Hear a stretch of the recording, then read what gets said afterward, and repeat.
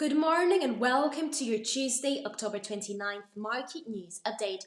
Gold received safe haven inflows ahead of a crucial US presidential election week. Earnings results from Visa, PayPal, Snapchat, and Opera capture the attention of equity investors. Depressed consumer morale in Germany beats estimates, recording its best improvement since April of 2022. The Japanese yen wobbles as the ruling coalition failed to shore up parliamentary majority after this weekend's elections. Crude oil plunges 6% as the Israeli response targeted military facilities instead of oil facilities.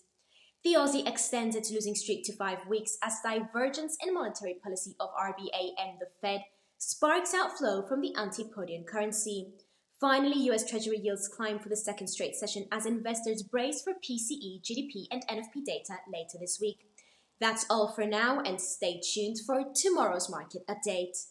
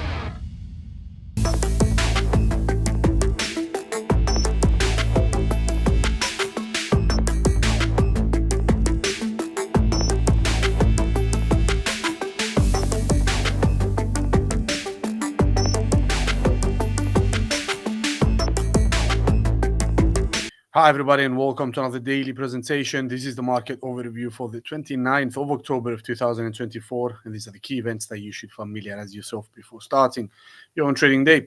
Now, the first and sole topic of the day is going to be about crude oil, which recorded its largest daily drop in 2 years. That was at yesterday's session. So at yesterday's closing bell, we have seen crude oil futures recording the steepest fall or intraday fall into 2 years, and the energy commodity now attempts to find some sort of support near the $66 per barrel level, as we have seen the bearish momentum spiking or receiving a boost. So the 6% drop came forth in the early Asian session, as we have seen the bears apprehending the latest Middle East developments with, we must say, joy, as the Israeli retaliation on Iranian soil has targeted military sites and bases instead of oil infrastructure and nuclear power plant facilities. Okay, this was as expected, but since we do actually want to see what development actually takes place before going ahead and opening trades, this was the confirmation in a sense, because after multiple warnings from the United States on the Israeli government not to strike these kind of oil infrastructure and nuclear power plant facilities, we have seen them, let's just say, behaving or accordingly with these kind of warnings, and instead chose to hit military sites and facilities. Okay, so this confirmation brought forth, in a sense, this kind of 6% drop, with the markets kind of catching up with the actual developments. So the absence of strikes on oil reserves, rigs, and other key oil sites, if you like, in Iran has nudged traders and geopolitical analysts to brand their response as temporarily, for the time being, non-escalatory, which is favoring the speculatory forecasts of short sellers who expected this thing to happen once they have seen this strike kind of manifesting, not on oil infrastructure sites. They went ahead and placed their short orders and pushed crude oil prices to a fresh 4-week low, and they have set an end, in a sense, the last week's kind of meager or not that strong bullish rebound. And once again, they, being bears, took the helm of the direction of crude once again. So besides the quote unquote uneventful developments towards harsher escalations in the Middle East, oil traders and traders in general, they have on their radars the also weak domestic demand fundamentals from China, which are casting further doubts on the expectations from a robust oil demand pickup. And we have seen some sort of circulatory commentary in the trading kind of arena, if you would like, that what the Chinese government has done so far is not enough for the economy to come back on its senses and perform as it is expected. So mainly because we don't get any new additional stimulus measures, the market continues to be bearish on China. Hence, if the market is bearish on China, that means they do not have any sort of ludicrous or ambitious or optimistic kind of outlooks in regards to the oil demand from the second or the largest um, oil consumer in the world. Therefore, you expect to see depressed oil prices going further into the future, mainly because of this. So traders are now bracing for next week's high-stakes National People's Congress meetings. It's going to take place between the 4th and the 8th of November, if I'm not mistaken, right between the coinciding with the US presidential election results, or the race, official rates. And traders are indeed expecting for clues, commentary, and possibly further pledges from the government, Chinese government, in regards to additional stimulus measures to support their ailing economy, which could, in theory, put a stop to the losing streak of the commodity. We're talking about crude here. Okay, so until then, we will see what kind of other developments are going to come in place, whether we're going to get escalatory tensions in the Middle East, or whether we're going to get good news from China and new additional measures before the Congress. For the time being, this is the data we have in front of us. That's our assessment, and we are gonna keep this session short. Thanks for watching, guys, and we will catch you on to tomorrow's session for yet another brief update. For the time being, take care. Bye bye.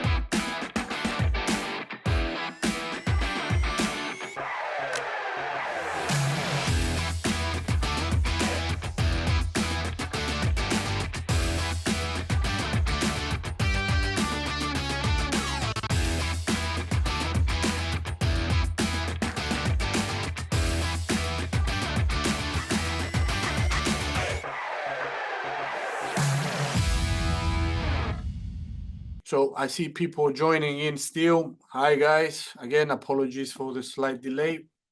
We will begin actually right now. Okay. So you can type any sort of question, any inquiry you have in the chat box. If I'm talking too fast, if I'm going off topic, if you do not understand something that I've outlaid throughout the series, these webinars, sorry, excuse me, please feel free to type your question in the chat box, and hopefully I'm going to address it in due time. So let me get up the Q&A box as well. Okay, so the one whatever you prefer, either in the Q&A or the chat box, let me know. So let's just begin. So technical analysis, introduction to technical indicators. We're going to cover 3 super basics.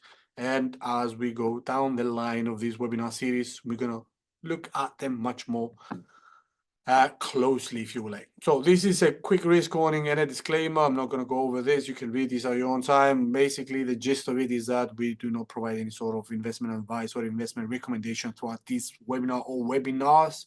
This is purely for educational purposes only. Enough about this. Let's get started. What we will go over in this session. So introduction, a brief introduction to technical indicators. And we're going to look at moving averages, Bollinger Bands, RSI, and at the end of the day, as we go throughout these kind of topics, we're going to give you an introduction, an explanation of how to interpret them, which is at the end of the day what we are aiming for. Okay, understand how they work, and at the end of the day, understand what information are they conveying towards you and how to use it accordingly. So, intro to technical indicators. So in the prior webinar, we have outlined, if you look at the right-hand side of the chart, that I like specifically, this is not an official kind of split off. I like to split this big topic of technical analysis into 2 broad categories. Obviously, it does not encompass everything, but it encompasses the stuff that we will cover throughout this series. So split off is on the one side, you have charting analysis. On the other hand, we have mechanical analysis. We have outlined and outlaid the differences between the two and what goes where and what kind of information they convey, and a broad basic webinar we've covered in the past. At the end of the day, we have charting analysis, which uses bar charts, candlesticks, candlestick charts, trend lines, channels, support and resistance levels, chart patterns and gaps, and many, many others. And on the other side of the spectrum, we have mechanical analysis, which are most of the time technical indicators that have been computerized that to calculate information, they spit out something else, which is there's something else we're looking at, and hopefully we are using that information to make much more informed decisions. So you have under this category what we call moving averages, various numbers, many oscillators, envelopes and bands, and other technical indications. Today we're going to cover moving averages, RSI, and Bollinger Bands. All fall under the mechanical analysis category. On the prior webinar, we've done charting. So yeah, this is the topic of the day. So mechanical analysis, what is it? Is a branch that falls under technical analysis, which is the study of past price action. And in a sense, that's what technical analysts and traders do in order to come up with a lovely, hopefully accurate scenario on how to approach financial markets, more specifically any given instrument, and trade accordingly with that information that is provided by the various tools that they have at their disposal, which are falling under the categories of charting and mechanical analysis. Okay, so mechanical analysis more specifically is being performed by the use of moving averages, excuse me, oscillators, envelopes and bands, and many other technical indicators. And the aim of the technician is to establish the market sentiment. We should highlight this market sentiment. This is what we are after with mechanical tools or mechanical analysis in general, by the help of all those pre-mentioned tools. Okay, so technical analysis or chartists look for technical indicators in historical asset price data to judge entry and exit points for trades. At the end of the day, the gist of it is this: we use these technical indicators to and once we observe them and understand them and interpret them correctly, they give us signals on when to enter and when to exit, if you know how to do that. This is what we aim to do throughout the series. Anyways, okay, so that's why we use mechanical analysis, more specifically technical indicators, more specifically in general. So there are several technical indicators that fall broadly into two main categories. We have overlays. As the name suggests, they go on top of the chart, and oscillators, okay? So you can look at them as a fluctuations of something. Something might be sentiment, something may be momentum, something may be buying strength or selling strength, whatever that is. These are oscillators. Overlays go on top of price action, so it's going to it's going to overlay the price action, whereas oscillators usually, I mean, 99% of the time, 98% of the time, they go on a different window below the price action. Okay, you can see, you're going to see some visual illustrations down the line. So technical indicators are also known as technicals, plain technicals, are focused on trading data such as price, volume, and open interest. Okay, these are the three main key pillars of technical analysis in general. Okay, these are the main categories that information is conveyed. This is the most crucial aspects that technical analysts look at when they do technical analysis. Price is the foremost and most important of the three, followed up by volume, which is supplementary, but also open interest is also important, but at the end of the day, supplementary towards price action. So you have definitely first thing you look at, which in terms of how strong or how grave or how important that data is price, followed up by volume, and then by open interest. Okay, so all three are important. You need to look at all these three parameters via the use of various numerous tools that we have available at our disposal in order to make much more informed decisions. That's the gist of it. Okay, so technical indicators are commonly used by active traders, but they're also used by long-term traders as well in order to keep up with how the trajectory of the or the formation of the patterns throughout the lifetime of their trade is doing. Okay, so they use various technical indicator tools, much less than short-term traders, we must say this, in order to get a gist of where the market is headed at, whether they are positioned according with the market, or whether it's time to close off a position and go the other way or adjust accordingly as the market behaves. Okay, so they use technical indicators as well, but primarily technical analysis, more specifically, these technical indicators are used primarily by the majority of traders who are by definition, short-term traders. Okay, yeah, that's pretty much it. Moving on to the next slide. Again, we have types of technical analysis, and more specifically, we stay on the mechanical analysis aspect of things. We have on-chart indicators, which you may call overlays, and off-chart indicators, which we call oscillators. Okay, so on the left-hand side, on the on-chart, we have moving averages and Bollinger Bands, two of the things that we're going to talk about today. But also we have Ichimoku Cloud, Parabolic Saw, Fibonacci, retracement, and expansion, extension tools, all that kind of lovely stuff. There is a lot of them out there. Unfortunately, we don't have enough time for every one of them. So we're going to cover moving average and Bollinger Bands, simplest, most easy, and most basic things you can apply to your charts after this kind of webinar if you're not familiar with them. Okay, super easy to understand compared to, for example, Ichimoku Clouds, which as a technical indicator needs a little bit more sophistication and knowledge from those that are actually using it. Super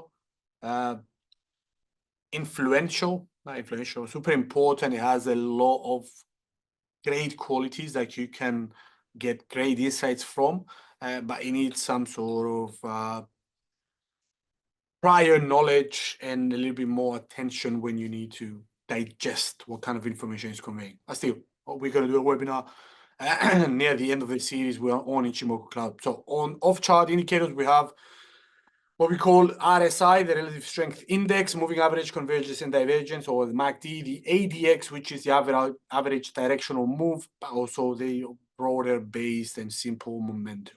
Okay, so in this webinar, we're going to do 2 of on charts and 1 of the off charts kind of technical indicators, moving averages, Bollinger Bands, and RSI. MACD, we're going to do a special webinar down the line. ADX, same goes here. Super important and lovely indicators I like to use specifically when it comes to my job. Okay, so moving averages, let's start. So the moving average is, if not one of the most, one of the most widely used technical indicators, because it identifies if a trend has already begun or an old trend has ended or reversed. Okay, notice the past tense here. That means moving averages are compiling information about the past. They are lagging indicators. They are telling you when, if that actually happened, when the market has shifted, okay, where it's going towards the upside and moves to the downside, you get this confirmation from moving averages. They do not have price predicting or future predicting abilities. Okay, they convey and compile information about the past. Do not treat this as a crystal ball that's going to tell you where the market is going to move towards the next. No, it compiles information about the past, and it gives you the clear indication and highlights, in a sense, whether the current market trend has shifted or is actually going the same way. Okay, so it does not have future price predicting abilities. Please digest this. Do not treat moving averages as a leading kind of indicator. They do not tell you what the market is going to do next. Giving you an information, it gives you a snapshot of what has already happened. Okay, and you use that information accordingly. Okay, so it tracks the progress of a trend in a nutshell. That's what moving averages do. So it is the average of a certain body of data. So the 10-day uses the past 10 closings of closing prices of the past 10 days. It compiles them. So it adds all those values, those close prices of the past trading sessions together, and then divide that by 10, and you get the average. That's essentially what moving average means. Okay, so when we say this is the definition of average, when we use the term moving average, that means that period that you have priorly selected, let's just say 10, 20, 50, 100 days, whatever that is, or minutes, or 30 minutes, or whatever that is. Okay, it compiles information about that past period. So when a new day comes, okay, and imagine that today's session is over, moving average is going to be updated, and it's going to use the close price of today's session and extract the now 11th session in the past. Okay, so it keeps track of the past 10 days, what has happened with close prices, and it averages it out. Okay, so you can clearly see from here that closing prices, okay, are the information that goes into this indicator. So it needs for the day to close. Therefore, you get the hint that this is not telling you anything about the future. It's telling you about what has already happened. Okay, so again, not a leading indicator. Do not treat it as such. It's crucial to digest this. Okay, so it is the average of a certain body of data. For example, if a 10-day average of closing prices is desired, the closing prices for the past 10 days are all added up and divided by 10. So the body of the data to be averaged moves forward with each new day. Therefore, you get the new day and you subtract the last day from those 10 periods. Okay, you create a new average and you move onwards. Okay, hence this is what gives you the term moving. Okay, so by averaging the price data, a smoother line is produced, which is much more clear to your eyes to say where the market is headed at. Okay, so it's a basic illustrative kind of tool, okay, that gives you clearly where the market is headed, whether it's moving upwards or downwards or sideways.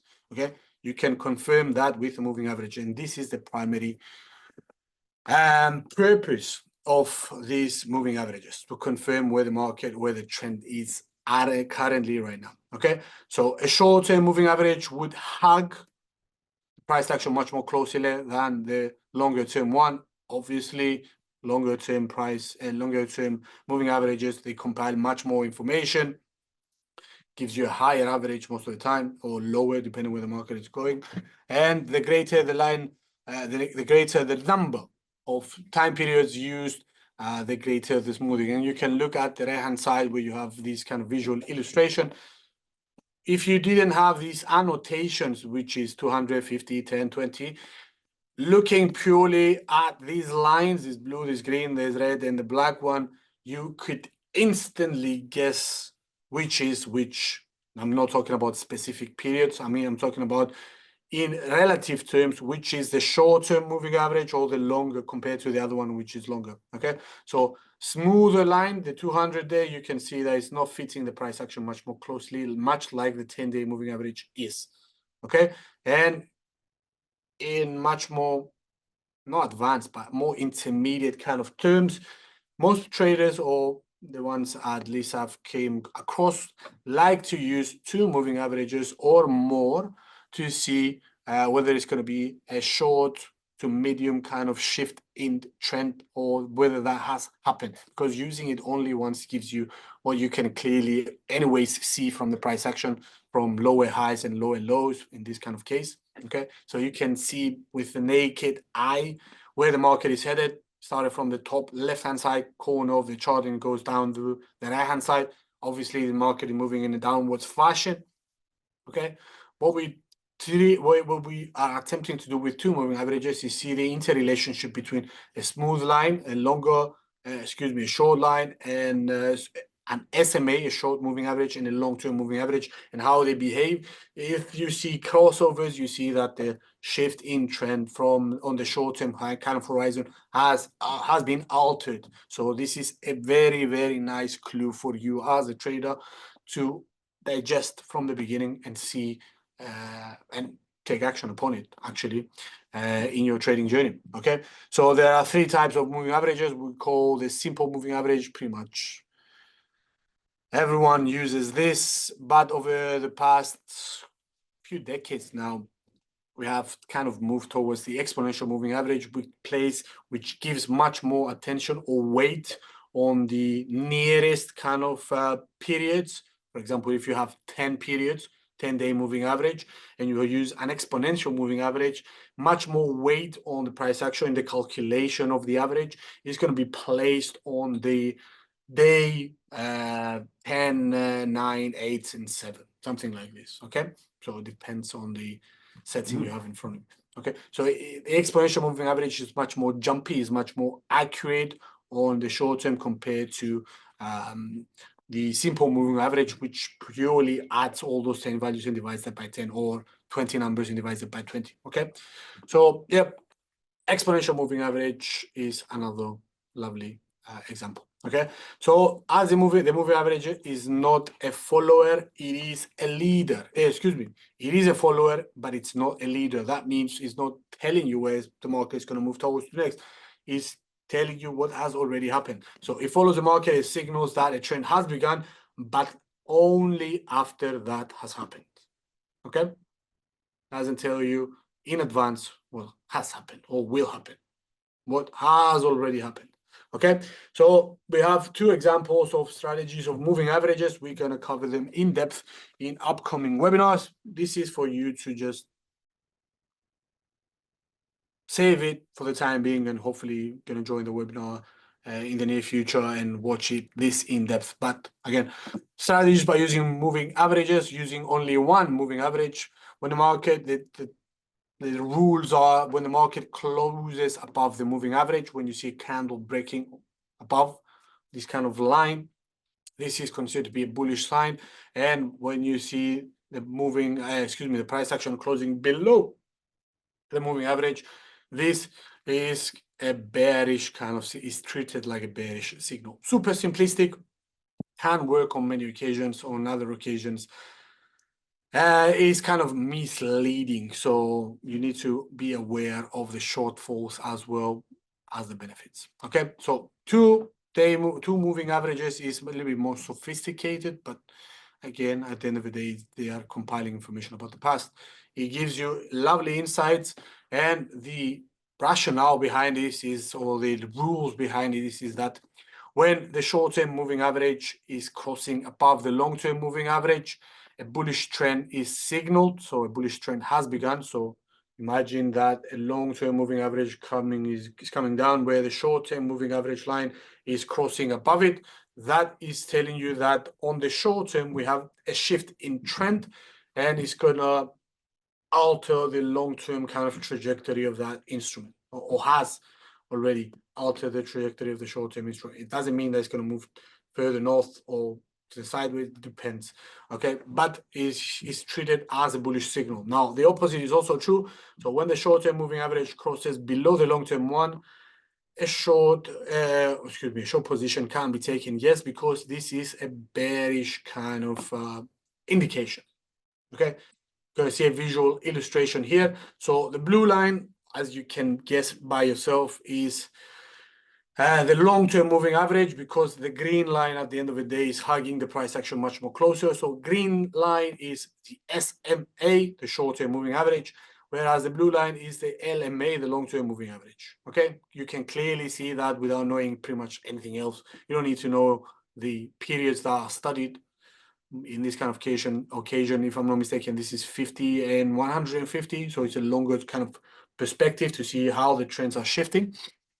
So on this example here, we see the green line, the short-term moving average, crossing below the long-term moving average. So the green line is below the blue line, triggers a sell signal for us. So we will call a bearish crossover, or in other words, a death cross.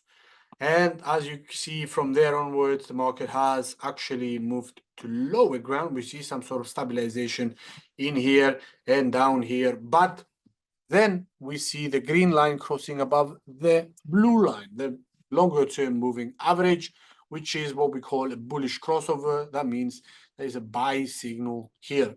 Once again, afterwards, we see a bearish crossover, green line below the blue, and once again, the green line above the blue. So again, overall, you can see the trajectory of this instrument, which is dollar yen, and it's past kind of quote unquote old example. You have seen the rally of the yen, of the dollar against the yen in this kind of case. So weakness of the yen and strength of the dollar pushed the pair to higher ground. But what you see is that this pair has bottomed down here, then was an intermediate or short-term kind of shift in trend, confirmed by this breakout above this kind of level here. And from here onwards, you see the market moving north, the dollar yen as a pair moving north. Now, we're not going to go into details. Why has this came into fruition?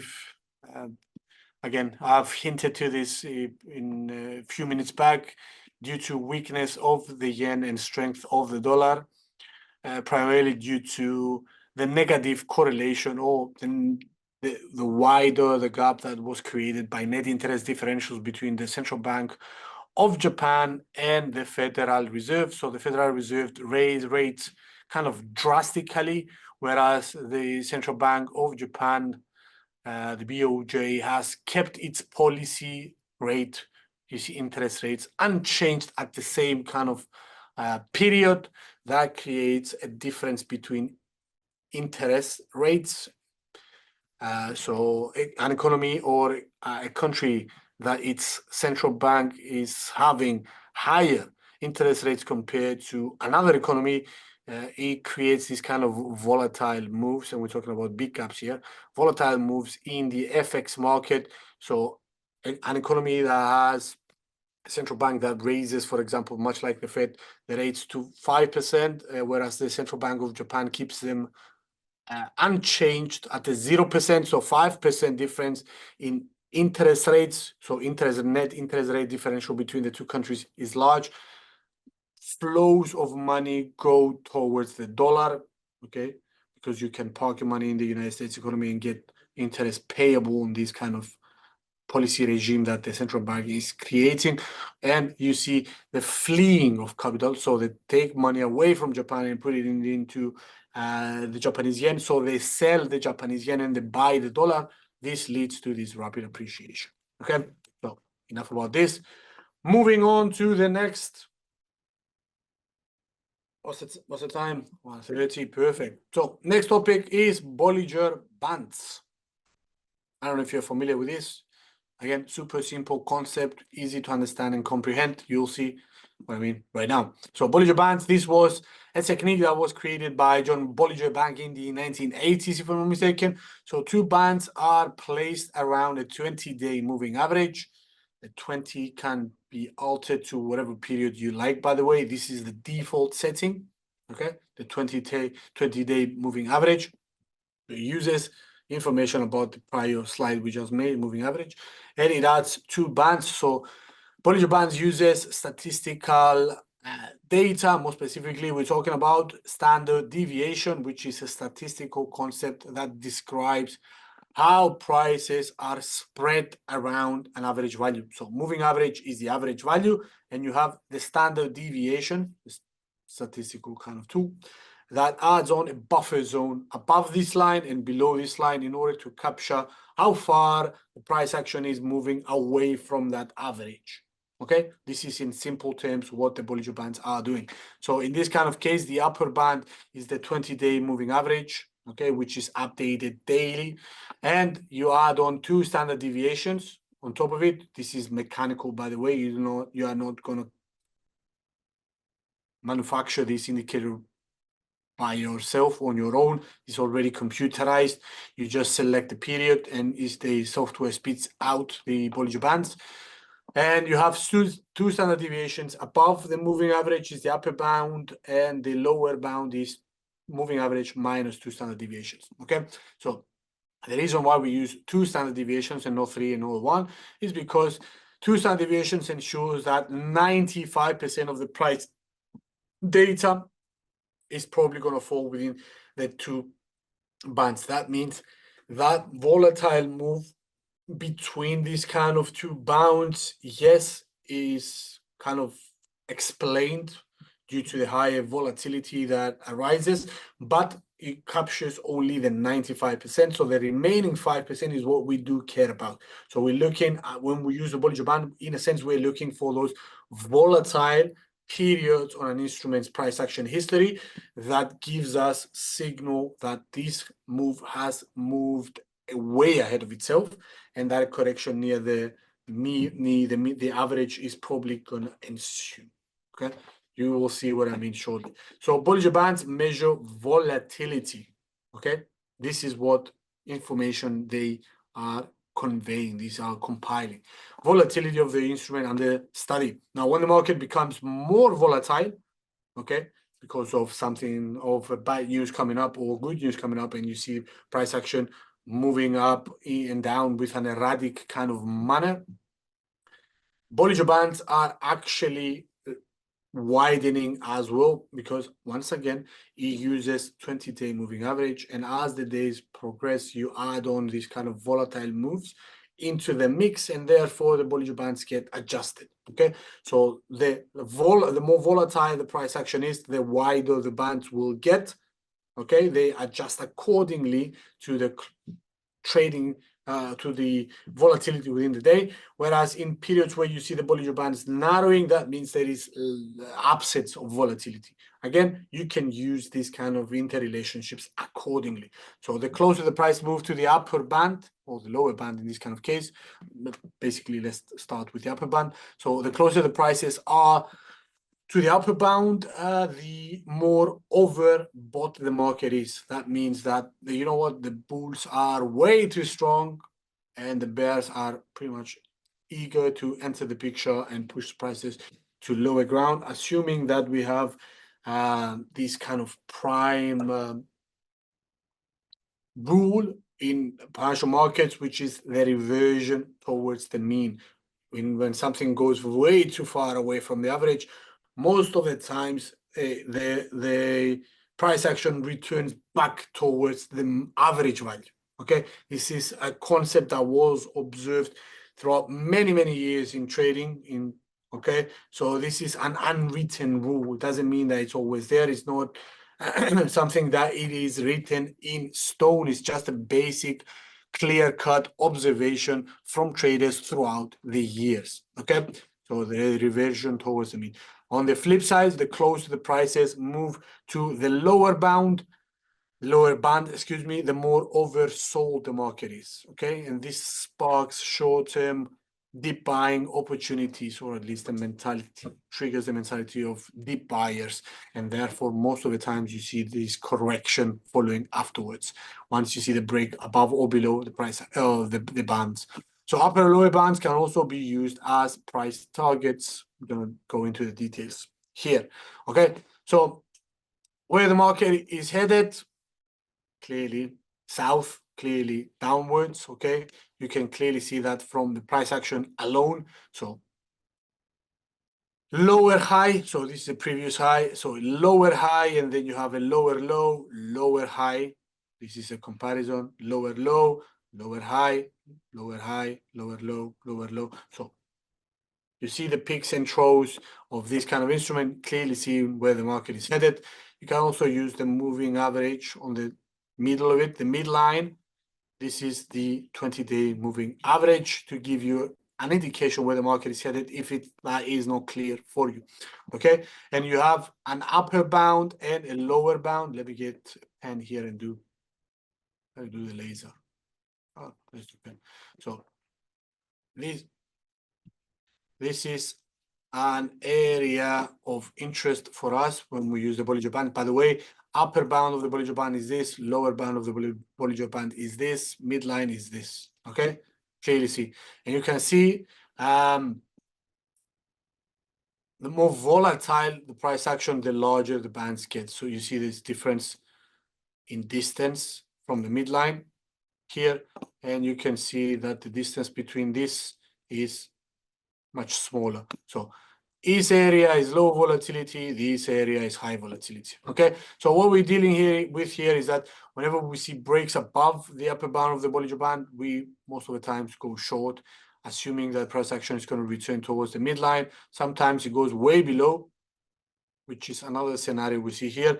Break below triggers a buy opportunity, and you have a take profit somewhere in the midline as well. So that's pretty much how you treat Bollinger Bands.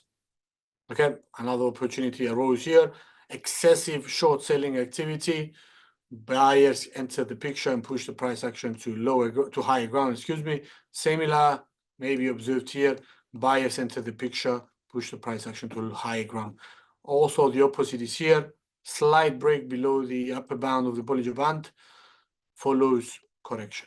Okay, so this is an unwritten kind of rule in financial markets. The reversion towards the mean. Bollinger Bands is a lovely way to use this information.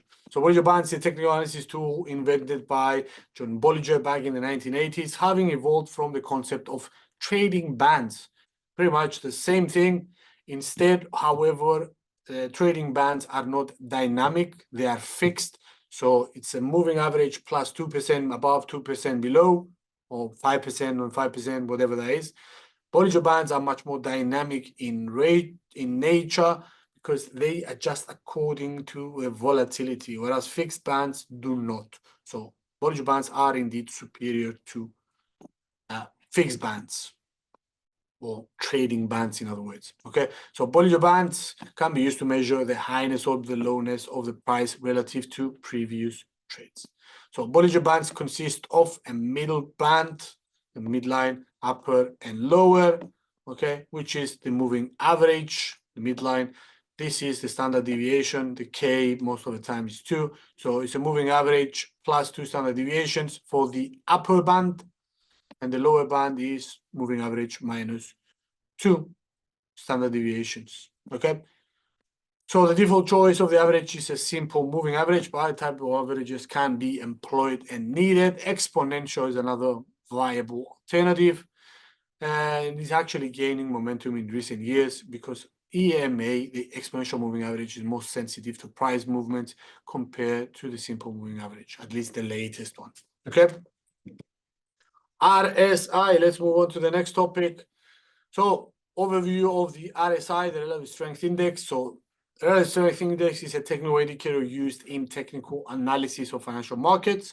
So is intended to chart the current and historical strength or weakness of an instrument Okay, so we're talking about strength of a move based on the closing prices of a recent trading period. Okay, so this is a momentum oscillator, one of the most widely known and used ones, okay, which is measuring the velocity, how fast and how strong the direction of price movements are. Okay, so a super important technical indicator that is an oscillator that goes below or below the chart on your setup, that can give you lovely insights on how to trade. Okay, so we're going to talk about specifically in the next few webinars about RSI divergences, something I really like to spot and look forward to, because they're, relatively speaking, super easy to understand and spot, but also to trade. Okay, so you see build up of momentum, you see some sort of slack coming into fruition, price action continues to move higher, but RSI is giving you indications that, you know what, there is not much more momentum left in this kind of trade. From there onwards, you extrapolate that a correction is going to take place and you capitalize upon this by going short. Okay, let's not go into many more details because we're going to see it in future webinars. So momentum, what is momentum? Is the rate of rise or falling of prices. Okay, that's what momentum is. Momentum is a simple technical indicator. So RSI is an adjusted momentum oscillator that takes into account many other things to give you an indication of how strong or weak the trajectory of this kind of momentum of an instrument is currently or historically. Okay, so RSI computes momentum as the ratio, okay, of higher closes to lower closes. Okay, so in general, instruments that do have more positive changes because they have stronger closes tend to lead to higher RSI numbers compared to an instrument that has lower closes over a significant amount of time, which breaks down the number of the RSI, signaling that there is strong negative kind of momentum or strong negative chances or changes around that instrument. Okay, so RSI is most typically used on a 14-day time frame. Again, this can be adjusted accordingly to get the cyclicality of markets. For example, commodities, you can do that as a 21, super important as well. So monthly kind of life cycle in futures, pretty much the same thing can be used as well in order to get much more accuracy in your trades. Okay, so measured on a scale from 0 to 100. So 0 is extreme negative momentum, 100 is extreme bullish momentum. So rough to see these kind of numbers. Most you can have seen personal is 93 and 94 on some super small cap but super volatile instruments. And pretty much most of the times we see the price action, or the RSI, excuse me, fluctuating between something like 30 and 70. Okay, so which are in a sense the crucial levels. Okay, you're going to see them on shorter or longer time frames. You can alter this kind of bands. The A 70 and 30 can become an 80 and 20, so you give much more leeway in regards to your classification of how extreme a move is by notching it up to the 70, and from 70 to 80. In a sense, you get much more more volatile moves because you widen the bands, the area that you see critical, and you allow much more volatility to be shown on your RSI indicator, and you act accordingly. Or you can do 90 and 10, which is super rare. Not rare, but it's not as is not as common as the 70 and 30 or the 80 and 20. But still, if you get a value above the 90 kind of mark, you're definitely sure that bullish momentum is superbly strong. and maybe a correction for lower is going to follow. Okay, same thing goes, the opposite thing goes to say for the 10 as well. Okay, so visualization of relative strength index. What is the instrument? Dollar yen. Once again, you see Bollinger Bands and RSI below once again. Okay, you can clearly see the mark this instrument excuse me, dollar yen fluctuating between the 70 and the 30 in a nice manner. Okay, around the 50 as well. And for some reason, we discussed the reason beforehand, we see this rally of RSI giving you an excuse me, an indication that a strong bullish momentum currently is probably going to push price action to higher ground. Most of the times, all the times, basically, RSI also compiles information about the past. No leading indicators. This is not a leading indicator in any sort of way. It's much more jumpy or more volatile or more accurate on short-term kind of scenarios. RSI gives you instant kind of hints, but at the end of the day, it's also a lagging indicator because it compiles information about the past 14, 21, whatever days you have selected. Afterwards, you see this, if you use the 50 as your guideline, so it's the area between expansion and contraction territory, if you will like, or bullish and bearish kind of momentum. So above 50, that means the bulls are in control.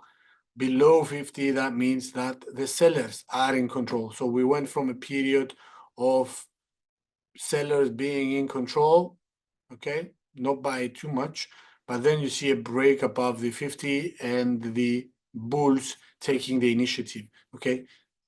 This is a lovely indication that tells you the bulls have now taken control, confirmed also by the moving average, confirmed also by the Bollinger Band, okay. So add all those things together, you get a bullish signal that you can trade on. And afterwards, you see RSI staying above the 50 line. That means the bulls are in control and still in control. And then once again, push the price action above the 70, which is overbought kind of territory. You see contraction once again above the 50, 1, 2, 3 times. And then once again, you see a surge of RSI that hits maybe somewhere around the 85 to 90 kind of area. So superbly strong bullish sentiment. You can clearly see that obviously from price action, okay?